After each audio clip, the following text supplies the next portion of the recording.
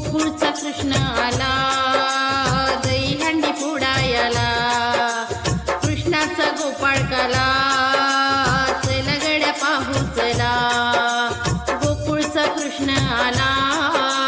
Dahihandi फोडायला